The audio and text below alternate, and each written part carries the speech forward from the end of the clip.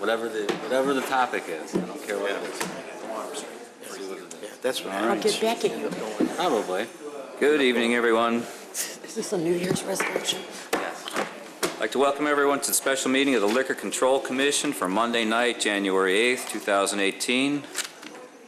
Please rise for the pledge.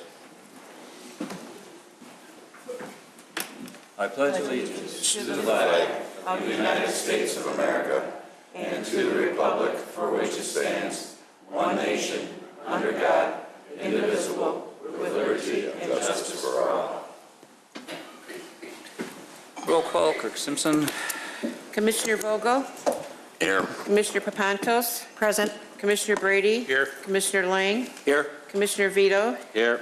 And Commissioner Kruger informed the board she would not be here this evening, and Chairperson Horker. I am here. You have the minutes for the November 20th meeting, 2017. I'd look for a motion to approve. So moved. Motion, Trustee Vogel. Second. Second, Trustee Papantos. Roll call. I'll get that right all night, won't I? Commissioner Vogel? Yes. Commissioner Papantos? Yes. Commissioner Brady? Abstain. Commissioner Lang? Yes. Commissioner Vito? Yes. Chairperson Horker. Yes. Citizens' concerns and comments. Clerk Simpson. Oh, sugar. Members of the general public may address all village committees, commission board members, and any and all subsidiary boards established by the village board or the village municipal code with concerns and comments regarding issues relevant to that specific board's, committee, or commission's agenda or topics for that specific board, committee, or commission has the authority pursuant to the village code to address. The chairperson or his or her designee shall strictly restrain comments to matters that are relevant to the board's, committee's, or commission's business and shall not permit repetitious comments or arguments. Members of the general public who wish to address the board, committee, or commission must sign the request to speak form prior to the commencement of the public meeting. The person submitting a petition, concern, or other comments shall be allotted 5 minutes to present their points. Ms. Wilson?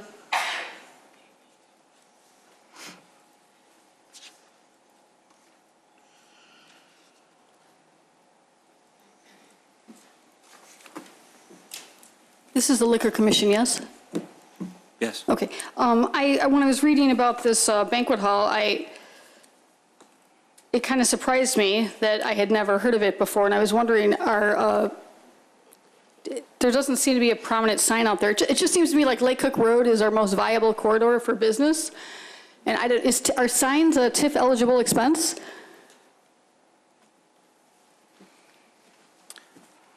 There's a facade improvement program that businesses can apply for that includes signage. I mean, I don't know anything about this business. I just thought, it was just sad to me that they're there and I didn't know about them. And I thought maybe if there was more prominent signage, maybe they're totally booked. I have no idea. I just learned this Yes. business, Ms. Wilson, is not located in a TIF district. Oh, it's not, okay. That's anyway, my point is that maybe we need to rethink that because I don't know if anybody else agrees with you, Mr. Melanofi. I think Lake Cook is our most viable corridor. You're exiting from 294. You don't have to deal with train traffic because you've got that nice bridge that, you're not delayed.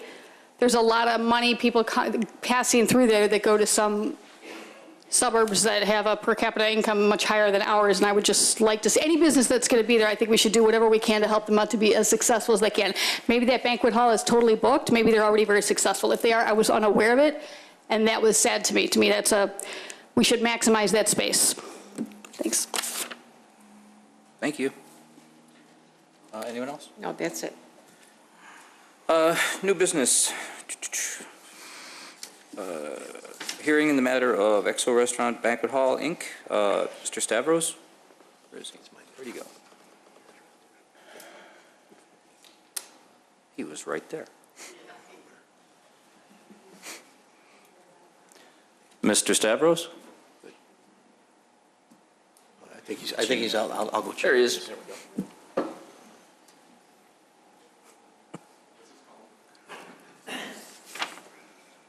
Look down, look up, he's gone. Good evening, Commissioners. Nick Stavros on behalf of the village and on behalf of Chief Dunn. The respondents did show up. Sorry, I was in the hall pre-trying this matter. Okay. You need to. They are present and approaching. Hold on. Do you need to go? No. Mr. Stavros. Please continue. The case. Where's, Or- go ahead. Please continue. Would you like them to introduce themselves? Sure. Introduce yourself for the record. So, my name is Irina. I'm Vadim Pobegayev's wife. He doesn't speak English very well, so can I be like interpreter for him, like for a couple minutes, or he's supposed to be taking interpreter? First, you need to speak a little closer to the microphone, so. My name is Irina. Thank you. I'm Vadim Pobegayev's wife, so he's the owner of EXO restaurant. Okay.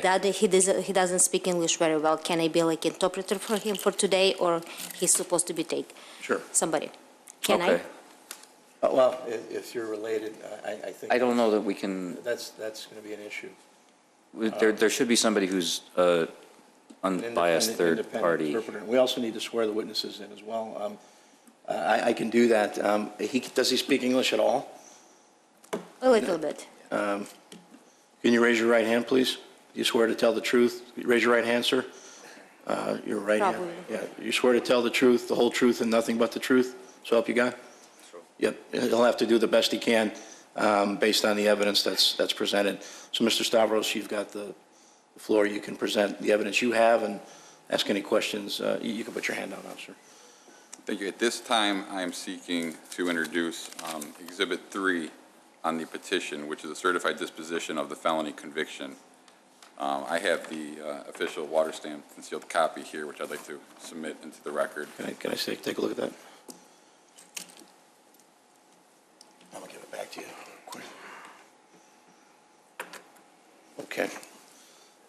These are your Exhibit 1 or 3? Exhibit 3 will be? Well, Exhibit 3 attached to the petition. For Okay. these purposes, this would be the only exhibit I'd be introducing into All evidence. right. That would be admitted into evidence. Can you describe the exhibit for the commission, please? This is a certified disposition of a felony conviction on case number 17 CR0506101 against the respondent, in this case, Vadim, V-A-D-Y-M, P-O-B-Y-E-G-A-Y-E-V. And that is a felony theft conviction. And what's the date of the conviction? 4/12/17. Okay. The reason this is relevant for the commission is that you cannot hold a liquor license if you have a felony conviction on the record. You cannot hold more than 5% of the interest in a corporation or be actively involved in the management of a corporation under our village code and state law if you have a felony conviction. So, Mr. Stavros, are you seeking revocation Yes. of the liquor license? Seeking revocation and an order allowing the police authority to access the premises and inspect it for compliance. Okay. Sir, do you have anything to add or say relative to this? No. Does the commission have any questions for the license holder? Any of the commissioners? There are no questions. There being no questions, basically, we're going to have to recess into executive session to discuss the evidence presented to us. We will come back as soon as we're done. So at this point, it's 6:38. I would be looking for a motion to recess to executive session. So moved. I'll take that motion from trustee Papantos and the second from trustee Vogel. Roll call. Commissioner Vogel? Yes. Commissioner Papantos? Yes. Commissioner Brady? Yes. Commissioner Lang? Yes. Commissioner Vito? Yes. Chairperson Horker? Yes, we'll be back And shortly. for clarification, that's a motion pursuant to 2C4 to deliberate as a quasi-adjudicative body, just for the record. Okay. Thank you. Mr. Stavros, can I have the exhibits, please, to take back?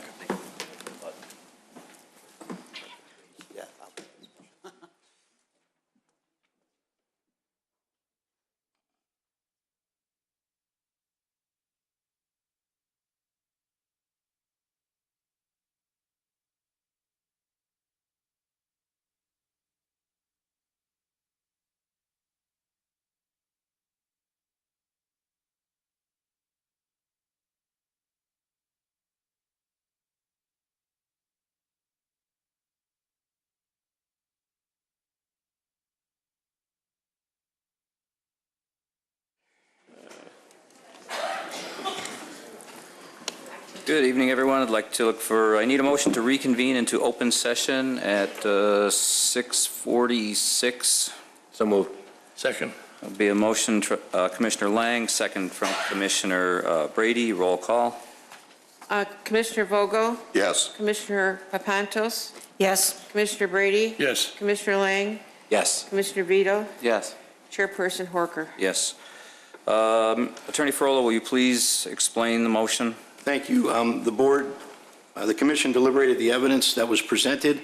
Based on the evidence presented, which consisted of a certified copy of a felony conviction of Mr. Vadim Pobagayev, I'd ask the commission to consider making a motion to revoke the business license of XO, the liquor license of XO. It's a Class A1 liquor license, XO Restaurant and Banquet Hall. So it should be a motion to revoke. And included in the order of revocation, I'd ask for language authorizing the Wheeling Police Department to enter into the premises and to confirm the business is in compliance with this order. If someone can make that motion, please. So moved. Motion, Trustee Papantos, second, Commissioner Papantos, second, Commissioner Lang. Roll call. Commissioner Vogel? Yes. Commissioner Papantos? Yes. Commissioner Brady? Yes. Commissioner Lang? Yes. Commissioner Vito? Yes. Chairperson Horker? Yes, that concludes our business for the Liquor Commission this evening. I need a motion to adjourn. So moved. Commissioner Lang, second. Second. Commissioner Papantos, all in favor? Aye. Aye. Thank you. I'd like to call to order the regular meeting of the Board of Trustees, January 8th, 2018. All set? Yes. Roll call, Clerk Simpson? Commissioner Vogel? Here. No, not Commissioner, Trustee Vogel? Here There's a also. lot going on. Still here. Trustee Papantos? Present. Trustee Brady? Here. Trustee Lang? Here. Trustee Vito? Here. President Horker? I'm here. You have before you the minutes of the workshop meeting of December 4th, 2017. Can I have a motion to approve? So moved. Motion, Trustee Papantos, second. Trustee Brady, roll call. Trustee Vogel? Yes. Trustee Papantos? Yes. Trustee Brady? Yes. Trustee Lang? Yes. Trustee Vito? Yes. President Horker? Yes, Mr. Spondilis, are there any changes to the agenda? There are none this evening. Thank you, sir. Ready? Clerk Simpson. What am I doing? Oh. Oh, I have it, okay. Oh, okay. Okay, I have it, we're good. The Board of Trustees in the Village of Wheeling has established the George Hieber Citizenship Award to encourage good citizenship by recognizing outstanding contributions to Wheeling community. The President and Board of Trustees have chosen Marilyn Chromy as this year's recipient of the annual award. Marilyn Chromy, a resident of Wheeling,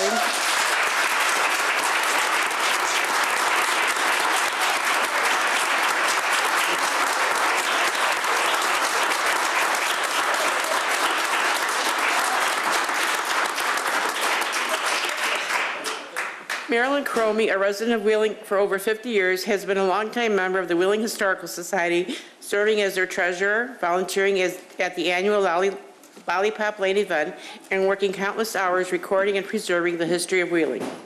Marilyn Chromy has further benefited the Wheeling community through her volunteer services with the Wheeling Garden Club, also serving as their treasurer, and St. Joseph the Worker Catholic Church, where she regularly helps with the Lenten fish fry, is a member of their weekly team, and ministers to homebound and sick members. Marilyn Chromy has consistently displayed an admirable concern for the welfare of others and a commitment to make Wheeling a better, safer, and kinder place to live. The Board of Trustees therefore regards it as fitting and proper that Marilyn Chromy be the recipient of the 3rd Annual George Hieber Citizenship Award. Therefore, be it resolved by the President and Board of Trustees of the Village of Wheeling, Counties of Cook and Lake, State of Illinois, that the 2018 George Hieber Citizenship Award is hereby granted to Marilyn Chromy in recognition of her exemplary citizenship, with the thanks to the Board of Trustees for her service.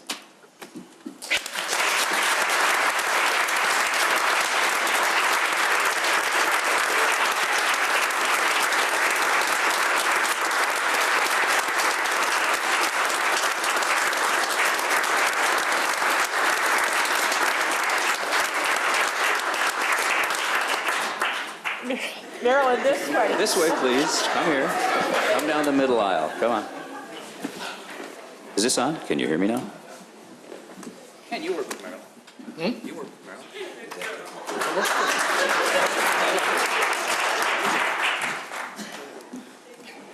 You guys work together. Thank you so much for. Everybody works for Marilyn. You know, you know, I've lived here a long time, and I've known Marilyn the Chromys a long time. And I gotta tell you, besides, I don't know. Choke up on it. It's on.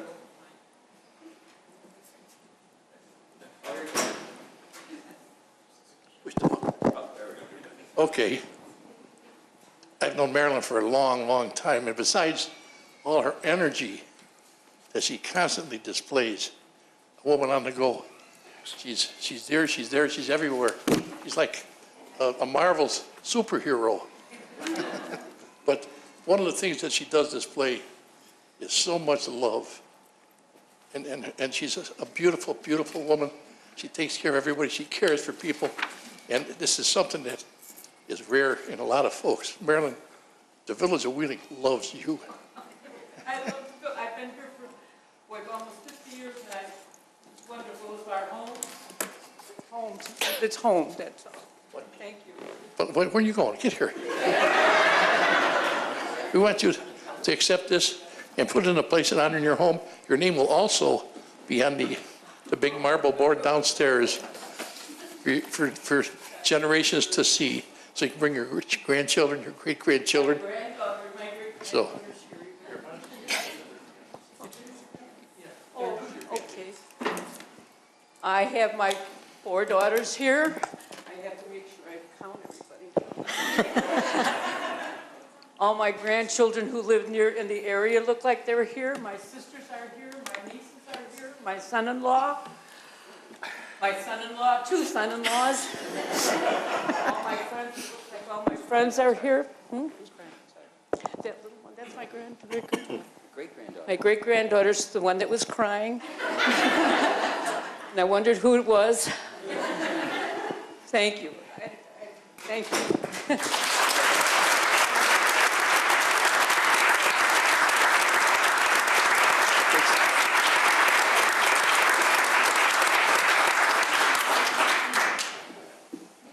While President Horker's getting settled, if I can ask for a motion to recess for a little cake and coffee in Ms. Chromy's honor.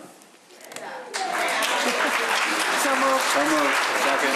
That was motion trustee Vito, second trustee Papantos. All in favor? Aye. Reconvene in at 7 o'clock. 6:58 now. 6:55. At 7:10. Reconvene at 7:10. Thank you. Now it's official.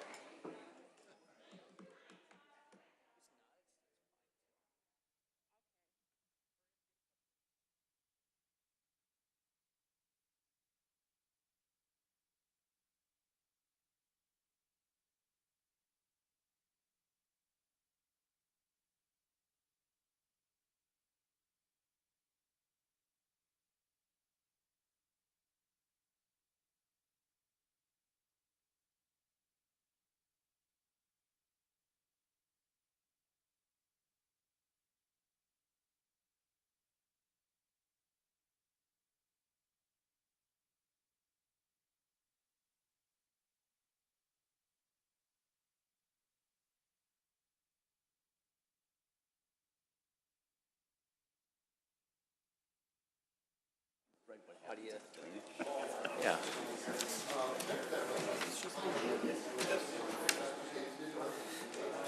Good evening, everyone. Hope you enjoyed the cupcakes, and we need a motion to reconvene into regular session. So moved. Or not. Second. Motion trustee Lang, second trustee Vogel. Roll call. Trustee Vogel? Here. Trustee Papantos? Present. Trustee Brady? Yes. Trustee Lang? Yes. Trustee Vito? Yes. President Horker? Yes, we have no appointments or confirmations. We have no administration of oaths. That leads us to citizens' comments and concerns. Clerk Simpson. Members of the public may address the board with comments regarding only those items that are relevant to village business. No citizen shall speak for more than 5 minutes without consent of the board. Members of the general public who wish to address the board must sign the request to speak form prior to the commencement of the public meeting. Ms. Wilson?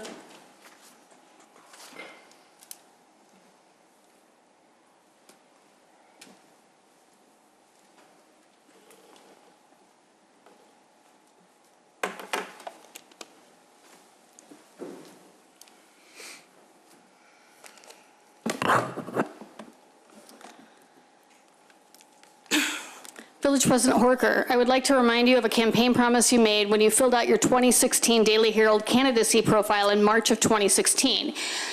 The Daily Herald asked you to describe your leadership style and to explain how you think that you would be effective in producing effective actions and decisions with your village board. President Horker, in support of my public comments today, I would like to remind you of 2 of the items you provided in response to the prompt to that Daily Herald survey, candidacy survey published on March 20th, 2016. One of the things you said was, I understand the position is that of a lead public servant, and as such, I must be answerable to any resident for anything I do as president. Accordingly, at the end of my public comments, I will be asking you to keep that campaign promise and to be answerable to the public for some things that you have already done as village president. Number 2, you responded to the Daily Herald by saying, I have always relied on facts to support my positions. If my information is faulty, I reconsider my position. President Horker, you have made 2 public statements regarding the Wheeling Town Center that are not based upon facts. Today, I will be providing you with information that I got from FOIA records from your own Deputy Village Clerk, Karen Hannaberry, that confirmed that your statements were false and that they were based upon no existing fact, and I ask that since I am providing you with correct information and facts, that you act in accordance with your campaign promise made in your March 2016 Daily Herald candidacy survey, that you confirm publicly that your statements were faulty, and that you revise your position and public statements to reflect the correct information that I will provide you with here today. President Horker, on page 2 of the September-October 2017 publication of the Wheeling Circular, we see a page titled, From the Desk of President Horker. There you tell us, when completed, the town center will feature nearly 100,000 square feet of retail and restaurant space anchored by a CMX movie theater, as well as by an apartment complex of over 300 units with a 6-level interval parking lot. However, through FOIA records obtained last week, Deputy Village Clerk Karen Hannaberry has informed me that the village has not, in fact, obtained a signed lease from CMX, nor does the village of Wheeling have any other signed contract with CMX Movie Theater. So your statements made in the September-October Wheeling Circular alleging that CMX will be anchoring the town center were completely false then, and they remain false as of the date of last week when Deputy Clerk Hannaberry informed me that you have no signed lease nor any other sort of contract with CMX. The only part of your statement in the fall publication of the Wheeling Circular that was correct was the part which recited the square footage of retail space that will be made available to retailers without actually naming any of them. Where you got yourself into trouble is when you alleged that this development will be anchored by CMX Movie Theater, not just any movie theater, but you named a specific movie theater company. President Horker, I do not see how you can, in good conscience, tell the public that CMX Movie Theater will anchor the Wheeling Town Center when you have no signed lease, since, after all, a signed lease is the only credible information that may be considered credible when making such a claim. President Horker, I fear that your deception to the public about obtaining CMX as an anchor to the Wheeling Town Center did not end in the September-October publication of the Wheeling Circular. Later, in the November-December 2016 Wheeling Circular, you wrote, we recently learned that in addition to CMX Theater anchoring the retail portion of the development of the town center, we also include CityWorks Eatery and Poorhouse, a 10,000 square foot restaurant on the pedestrian plaza. How did you learn this, President Horker? You make it sound as if you have, with your own eyes, seen a signed lease from the CityWorks and Eatery Poorhouse. President Horker, tell me right now, tell the Wheeling residents right now, have you seen with your own eyes a signed lease that Wheeling has obtained with CMX, CityWorks, Eatery, and Poorhouse, or any other retailer, restaurant, or business entity of any type for the occupation of space within the Wheeling Town Center? Wheeling residents deserve an honest answer to this question right now. President Horker, do you have any signed leases from any retailers for the Wheeling Town Center? You deserve an answer. You do not deserve an answer right now. Thank you. As far as I can tell, the only thing Wheeling has any certainty of getting at the Wheeling Town Center is a bunch of HUD housing apartments. Horker, the first thing you did after becoming village president was to sign off on giving this land to the developer for only $1, a property that we taxpayers paid $3.4 million for just a few short years ago. You tell us that in exchange for giving away this $3.4 million property for $1 measly dollar, that Wheeling will have a CMX movie theater, but now I have come to learn that you have no signed lease, so it was all just a lie. Moreover, I do not understand how you could immediately, upon being elected on a campaign platform of financial integrity, give that property to that developer without having obtained a pre-construction lease, when taxpayers paid $3.4 million for that land just a few years ago. How do we know that that developer will not flip that property, caring not how low of a price he will get for it, because taxpayers footed the bill, not only for the massive construction project, but also for the land that it has built You upon. backed on that? Have you thought about that? It seems to me like you gave away this property for no other reason other than to make this developer rich, all off the backs of the hardworking taxpayers of the village of Wheeling. As it stands now, HUD Ms. housing is Wilson, the wrap only it up. thing You know that you that's can the end of your confirm time. as fact for sure that is going to be in the Wheeling Town Center. Thank you, Come ma'am. clean, Horker. Wheeling deserves an answer to these questions. Thank you so much. You're welcome. Good night. Staff reports, we have none. I have something. I'm sorry.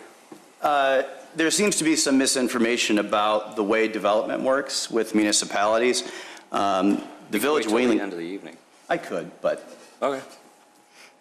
the Village of Wheeling does not sign leases directly with developments. Those are handled privately.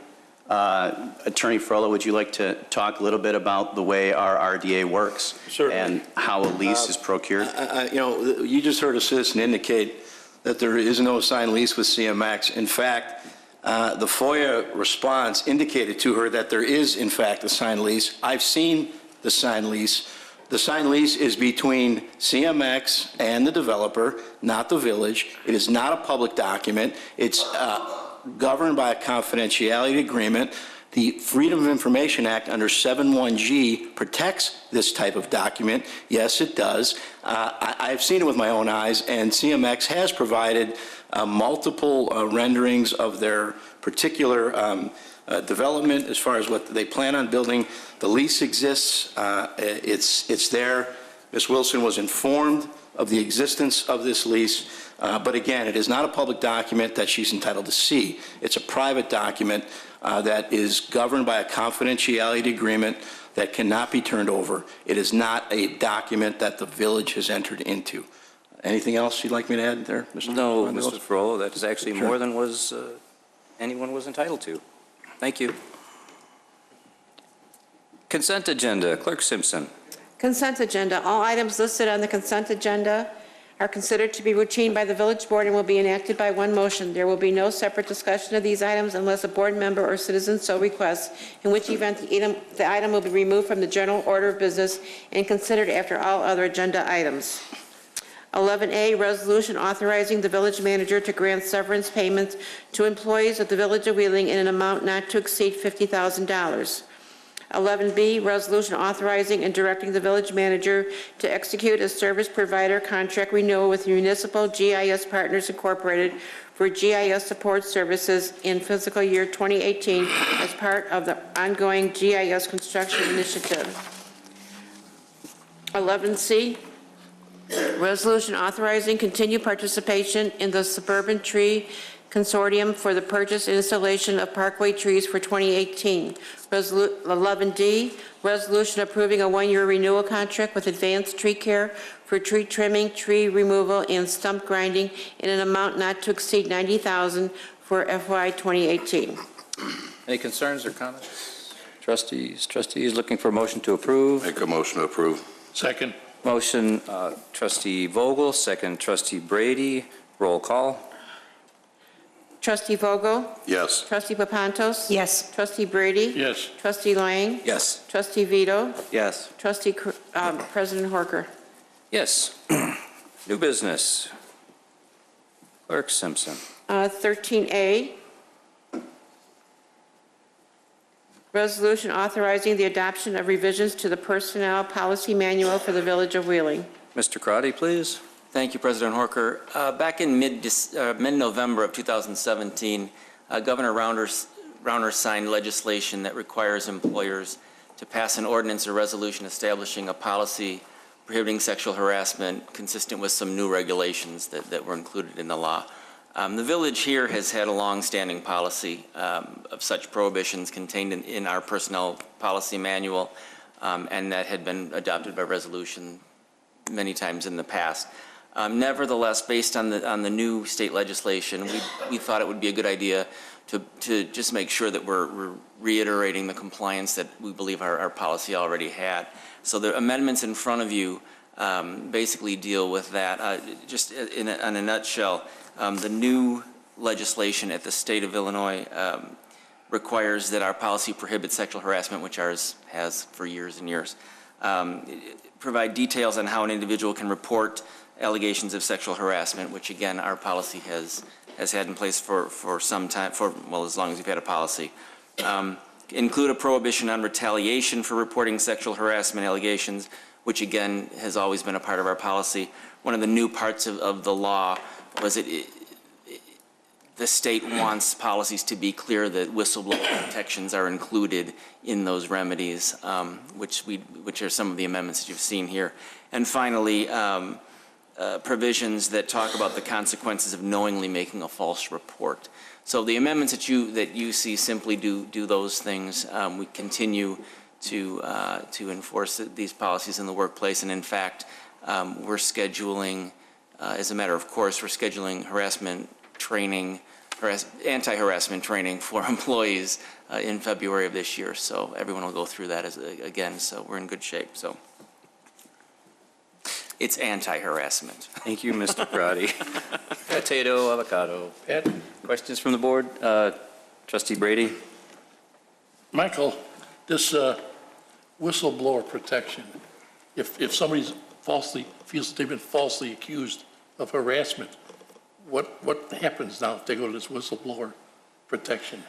Well, I suspect that Attorney Furlow would give a better answer than I would to that.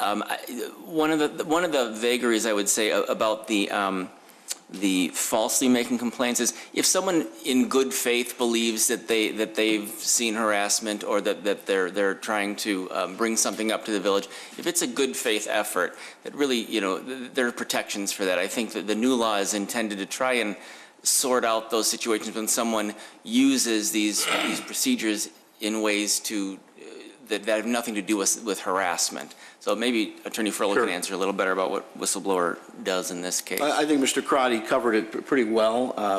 Whistleblower protection protects someone who complains of harassment in good faith, or someone who or a witness participates in a investigation in good faith, to encourage people not to be afraid to do that. In order to determine that someone has falsely made a report, it's going to have to be very, very clear that it is a false report, some smoking gun effectively that shows that there is no good faith basis for the reporting in order to cause that person to lose a potential whistleblower protection. So I think you've got to look at it in two different facets. Is there a in-house committee that's going to look at a complaint to see if it was an actual harassment or false harassment? The nature of the investigation of harassment or sexual harassment really isn't going to change here. You've had a policy here that's compliant with state and federal laws for years. If there's a complaint of harassment, a supervisor or a department head will initiate an investigation, get the manager involved as need be, get legal involved as need be. Your policies on investigation won't change at all. The change here, I mean, you were 95% of the way there. The change here is very, very limited to include language that the state required of everybody with this most recent change. So, we're not going to change that, Trustee Brady. We've been doing, to the extent we've ever needed one, we've been Hopefully conducting. we never will. You pick up the paper every day and you see these stories in there about harassment. There was one a couple weeks ago, a guy put his hand on a woman's shoulder 15 years earlier, and she's suing him for harassment. And now, wait a minute, what's harassing about that? If that was the only act, I think we have to be careful, and everybody does, to not dismiss anything out of hand. I think any sort of complaints will be looked at in great detail, because to the extent someone has felt the need to make a complaint, if that were to occur, we have a duty as an employer to look into those complaints, and we will, and make a determination as to whether or not there's validity. So the complainant will always have the option of a lawsuit. The complainant can actually bypass our investigation procedure, part of the language we put in, and go right to the State Human Rights Commission if they chose to. They have to do that first before they go the route of a federal lawsuit. They would have that option. I can tell you this, that there are limitations periods for lawsuits. Lawsuits based on civil rights violations, employment type violations have to be filed within a 2-year period. So, I mean, your example of 15 years is really not really a reality when it comes to the law in our state and federal law. But I can tell you that it's a serious proposition, as you know, and the state is just making sure that all governmental entities take these complaints very, very seriously. I certainly am all for this kind of protection. I just don't want to see this start getting out of hand. But, you know, if you don't like your boss, make up a story that he or she abused me. You know, it's going to be a case-by-case basis. You know, you've got to take Okay. each complaint as they come. We got to do it, so that's good. Sure. Thank you. Any other questions? Need a motion to approve? So moved. Motion trustee Lang, second trustee Brady. Good. Good. Roll call? Trustee Vogel? Yes. Trustee Papantos? Yes. Trustee Brady? Yes. Trustee Lang? Yes. Trustee Vito? Yes. President Horker? Yes. B. 13B, Yes, ma'am. resolution approving a one-year contract with Milieu Landscaping in an amount not to exceed $246,506.98 for landscaping service in FY 2018. Mr. Janik. Thank you. Public Works recently went through the public hearing process for a contract for both mowing and plant management around the village. Tonight, we are recommending approval of a one-year, not-to-exceed contract with Milieu Landscaping in the amount of $246,506.98. That includes turf maintenance, plant management, roadway weed control, and maintenance at the Avalon Sienna subdivision. We own property down there. I'm sure you've seen Milieu. They currently have contracts with the village for both mowing and plant management. We've had contractors mow the lawns, mow the grass within the village for 15 years. We've had plant management performed by Milieu for the last 2 years. The village actually has almost 100 properties, 100 locations where we do either plant management or lawn service. Milieu currently does both of these. We're very happy with their work. And this contract, even though it's a one-year contract, it does have 4 years additional at the option of the village. So it's not a 5-year contract, but we do have 4 additional years after the first year. Milieu's representative is here tonight if you have any questions for myself or for them. Trustee Vogel, you have a question? Yeah, does that include the homes, private homes that are either up for sale or abandoned, where we have to go because of complaints, weed control, et cetera? Do they handle that also? They do handle that. It's not exactly part of this contract because we don't know how many houses are going to be mowed every year, but they do our work for that as well at a certain price within the contract. Do we have any idea how much we have in deferred, I'll call it deferred monies, that we could collect if those homes were sold? I don't know the amount. I do know that we are very successful at collecting the money when the properties are mowed. Okay, but it's not you assume it's not a huge amount? No, it's not. I know it's not a very large amount. All right, thank you. Any other questions? Need a motion to approve then? So moved. Second. Motion trustee Vogel, second trustee Papantos. Roll call? Trustee Vogel? Yes. Trustee Papantos? Yes. Trustee Brady? Yes. Trustee Lang? Yes. Trustee Vito? Yes. President Parker? Yes. Item 13C, resolution accepting a $47,000 proposal from Christopher B. Burke Engineering, CBBEL, for the Buffalo Creek floodplain study. Mr. Janik. Thank you.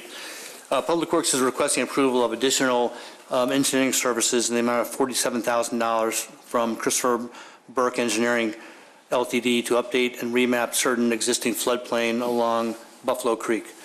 You might remember I came before you in 2016, late 2016, to start this project. This project was part of the Stormwater Master Plan list of projects to accomplish, to attempt and try to accomplish. At that time, the contract that was approved was approximately $193,000. This $47,000 would be in addition to that, so for a total of approximately $240,000 total, probably through this year. What this project is that the village has constantly been trying to reduce the number of properties that are affected by floodplain in the village. Through Christopher Burke, we are attempting to, in 2016, we thought we might be able to get 300 properties out of the floodplain. Through Christopher Burke's work and through their negotiation with the state of Illinois, various agencies, Christopher Burke has been able to use a different method of hydraulic analysis for the floodplain. It now looks like we're going to get close to or above 700 properties out of the floodplain. These monies I'm requesting tonight are going to go toward the engineering studies necessary for the additional work that the state of Illinois is requesting from CBBEL and the Village of Wheeling to try to accomplish this. Eric Gill is here tonight from Christopher Burke to answer any questions. This will be hopefully a great accomplishment for the village to get more properties out of the floodplain.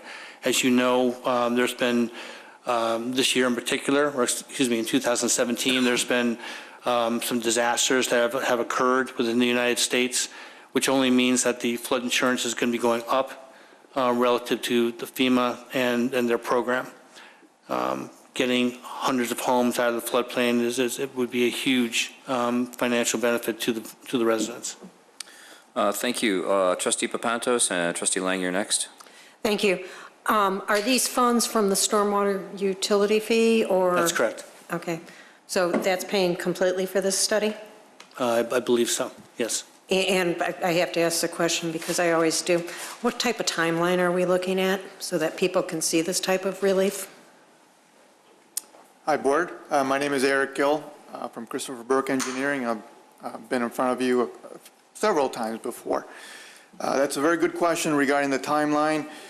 As Mr. Janik explained, we started this process in 2016. And as we evolved in meeting and discussing with the regulatory agencies how we were going to go about this, we discovered, Christopher Burke Engineering did, that using a different methodology that's not accepted by the state, that we were going to be able to remove, like Mr. Janik said, up to 700 homes. So we decided to pursue that methodology. The state has accepted the methodology for this case only. You know, what they do in the future, that's not for me to answer, but they've accepted it for the Village of Wheeling request for the letter of map revision, which is what we're going forward with. And so in doing so, because it's something that they haven't done yet, the review process is probably going to be elongated beyond what we had originally estimated when we started the project. So given that background, what I wanted to say and to answer that question would be that by the end of this year, we are proposing to have all the technical issues resolved and hoping that give all the information to FEMA and to the state so that they can finish preparing the new maps. And once they do that, those maps get issued to the village. You know, essentially it's a public document.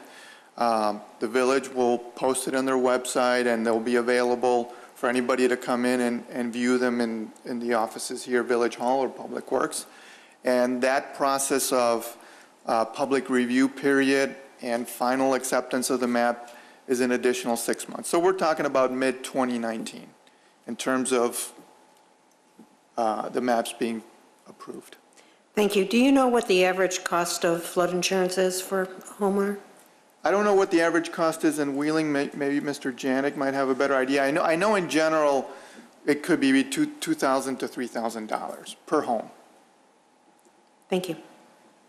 Thank you. Trustee Papantos, Trustee Lang.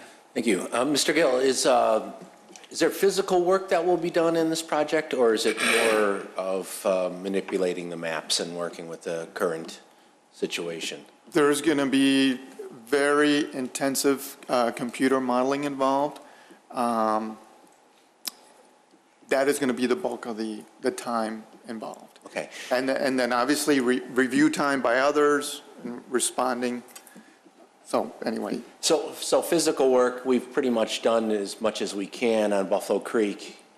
In Wheeling, I know we've fixed major sections behind Valley Stream Drive, and so the physical work, there's not a whole lot more we can do, or is there?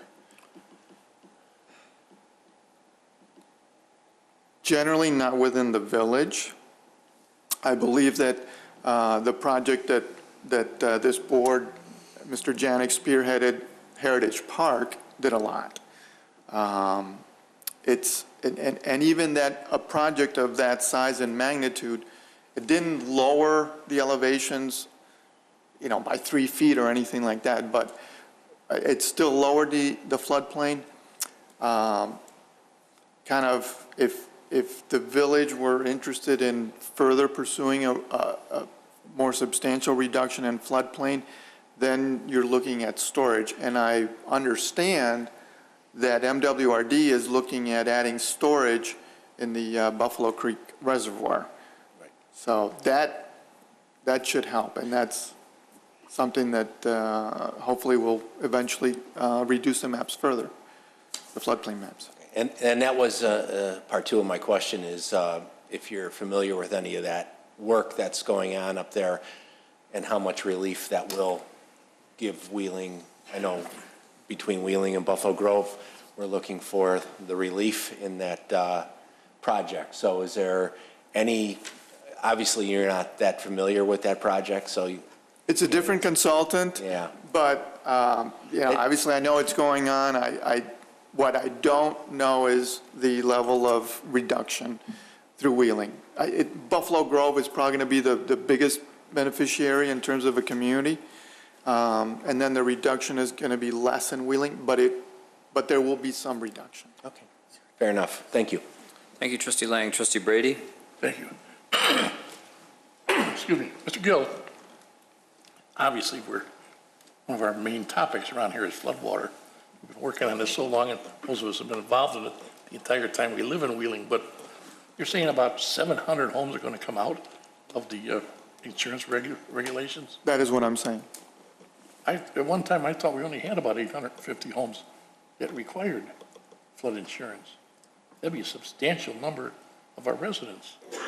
And to what extent would they be taken out? I mean, is there going to be guarantees that these homes will never flood from this point on?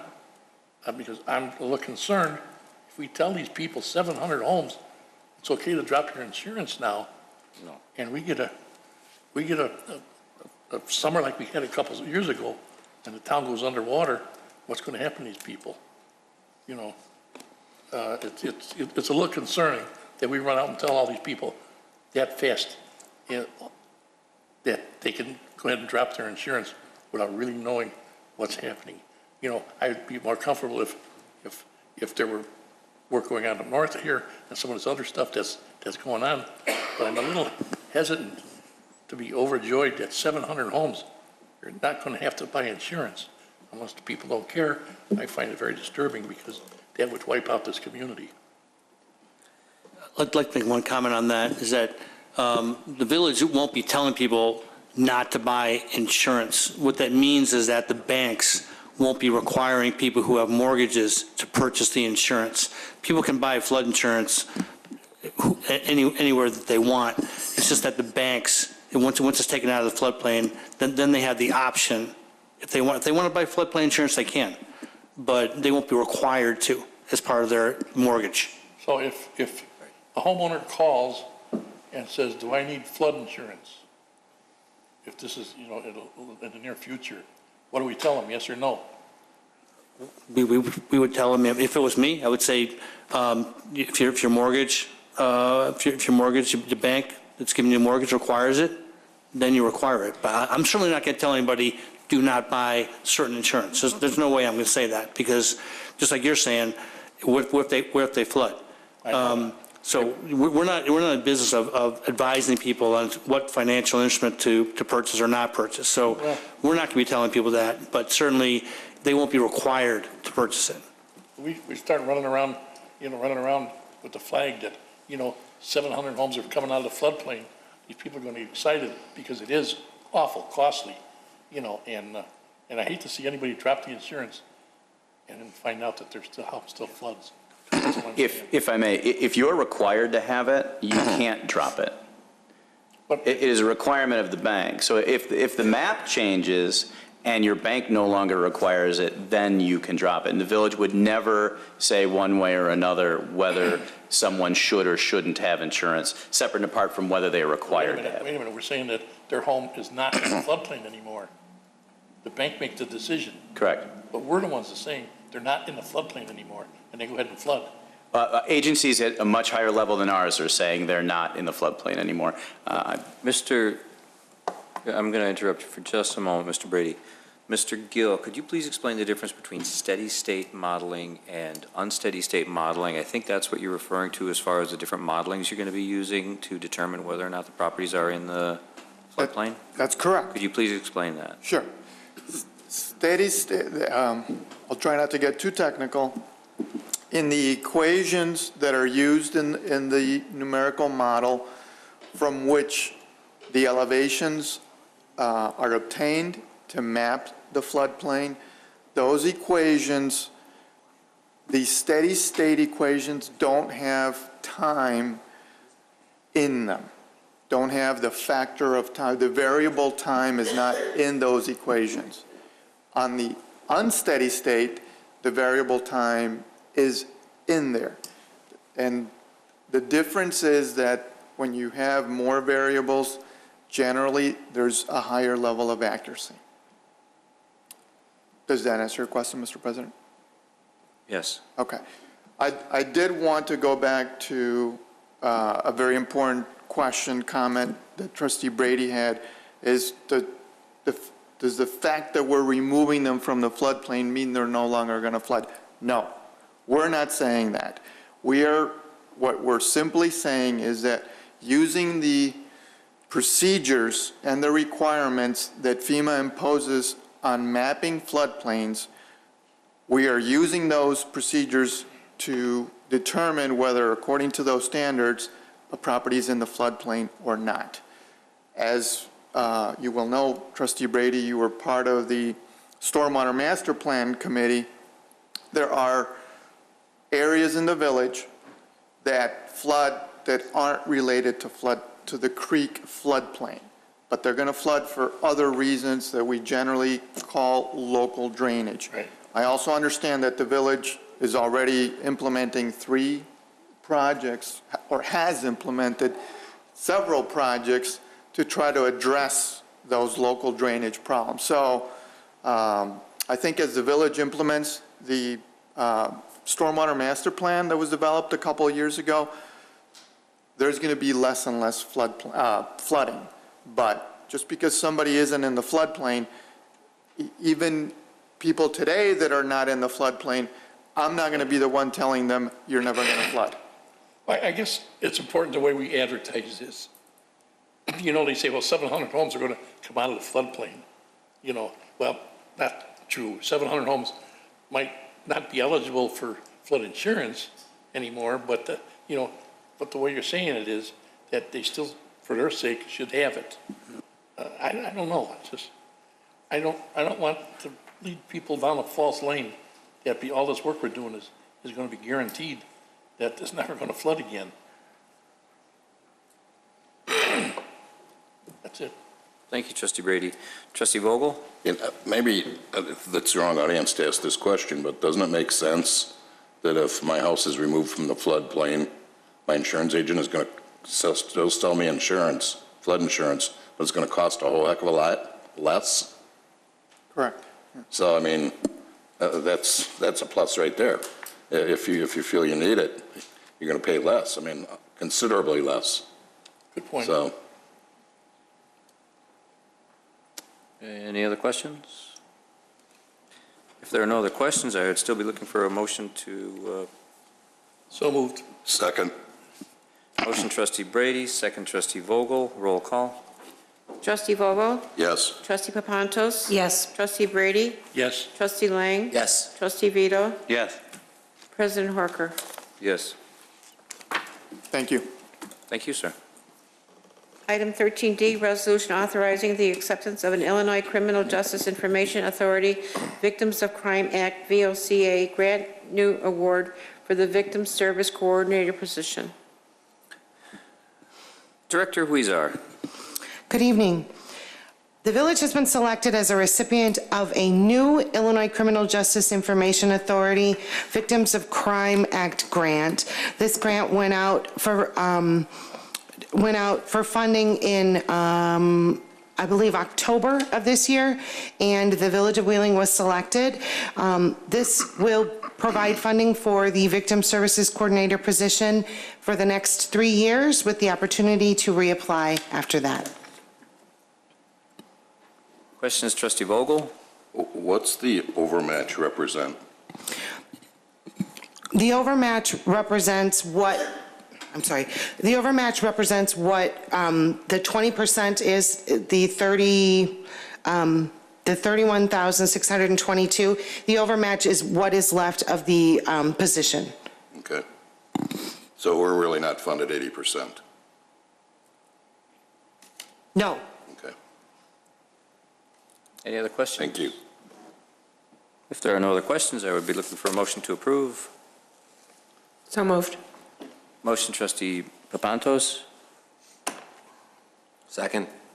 second Trustee Lang. Roll call, please. Trustee Vogel? Yes. Trustee Papantos? Yes. Trustee Brady? Yes. Trustee Lang? Yes. Trustee Vito? Yes. President Horker? Yes. Official communications, Mr. Janik. How long is Waste Management going to pick up our Christmas trees? 2 weeks. March? No, I believe it's at the end of this week. I don't remember the was 2 weeks. date. End Pardon of me? this week. End of this week. I just wanted to End get of it this out week, I there. believe. I believe it's the end of this week. Thank you. Sorry, Are there any other official communications? stumped me on that one. Trustee Papantos, you're the one who brought it up. 2 weeks ago. No, 3 you stumped weeks me. ago. You stumped me. Are you two done? Sorry. Thank you. Just a couple quick points. On Christmas Eve, we had a snowstorm, for the best we can call it. Thank you to Public Works. I was going out fairly early out to visit relatives. By the time I came home, the streets were cleared. And I realized that, the guys get paid for this and it is overtime, but it is a holiday and it's Christmas Eve. They also responded to a water main break, I believe, very early that morning and fixed that so that the residents of Wheeling can enjoy their holiday and do what they want. And it was cold and it was miserable, and thank you very much for their work and to be able to go up and down our streets.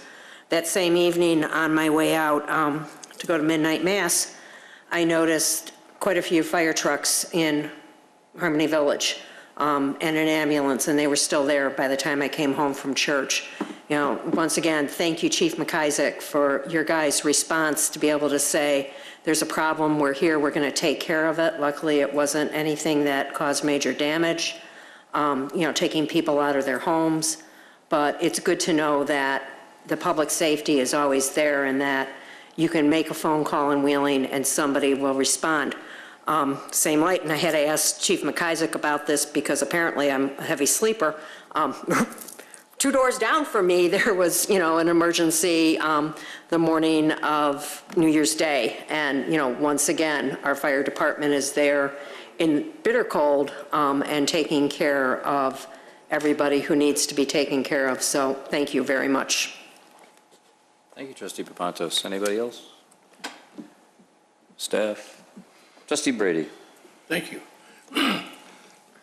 2 things. First of all, just a quick follow-up on this insurance thing. I think Trustee Vogel hit it right on the head.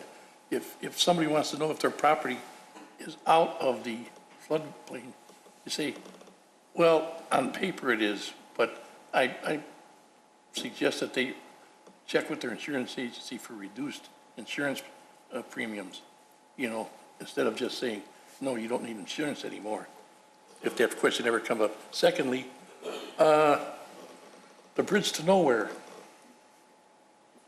Mr. Spondilis, what's the status of it? I'll actually pass that off to Director Janik for more specifics. The company, Manhart Engineering, as well as the company that's manufacturing or that will be manufacturing the span itself, they're working on the drawings. They're working on getting submittals ready for various agencies for the bridge. It's progressing. Good. What is your timeline? The last time I talked to Manhart, it was in middle of December. I can contact them this week and find out exactly where they're at. Yeah, see if you can give us a schedule on that. No problem. Thank you. Happy New Year, everybody. Good to be back. Thank you, Trustee Brady. Anyone else? Yeah, can we stop calling it a bridge to nowhere? Pat, you surprised gave to it hear that him say moniker. that. The Illinois Policy Institute picked it up. That's just a bad thing. Republicans hear that, they think of Alaska, and they go bonkers without getting the facts of why someone like me, who's normally a fiscal conservative, would have voted for it. But I like to call it the bridge to a property soon to be developed that we promised to build according to an annexation agreement. You need something shorter. I like that name. Okay. So. I mean, everybody doesn't know about it? You keep asking. Do we have no bills for the approval tonight? Executive session? We do need an executive session this evening for the appointment, employment, compensation, discipline, performance, or dismissal of a specific employee or employees of the village, and pending, probable, and/or imminent litigation. I need a motion to recess to executive session for the purposes stated. So moved. Motion, Trustee Vogel, second, Second. Trustee Papantos. Roll call. Trustee Vogel? Yes. Trustee Papantos? Yes. Trustee Brady? Yes. Trustee Lang? Yes. Trustee Vito? Yes. President Harker? Yes, it is 7:54. We will recess to executive session.